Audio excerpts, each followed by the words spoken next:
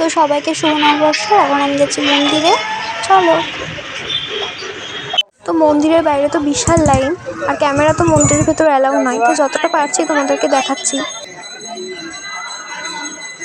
তো পুজো দেওয়া তো শেষ, এবার চলো এখানকার মানুষরা কিভাবে নববর্ষ কাটাচ্ছে সেটা জিজ্ঞেস করা যাক। নববর্ষের দিনটাকে এরকম কাটাতে চান? আজকের পুজো, আমি তো বয়স্ক মানুষ, পুজো পালা দিয়েই কাটাতে চাই। আর আজকে আমাদের আবার ষষ্ঠী আছে, অশোক ষষ্ঠী।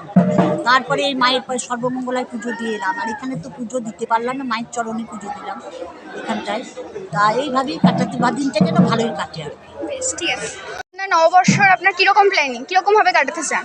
আজকে শুধু নববর্ষই নয়, আজকে অশোক ষষ্ঠীও আছে। দুটো উৎসব একসাথে, আমরা খুব ফুল এনজয় করতে চাই। এই সকালে উঠে ঘরের পুজো সেরে এসছি মায়ের ফার্স্ট পুজো দিতে। এরপর যাব যে নারায়ণের পুজো হবে, তারপর আমাদের ষষ্ঠী পুজো হবে, তারপরে সারাদিন খাওয়া দাওয়া, তারপর আবার বিকেলে বেরিয়ে পড়বো নতুন নতুন খাতা দোকান। ঠিক আছে।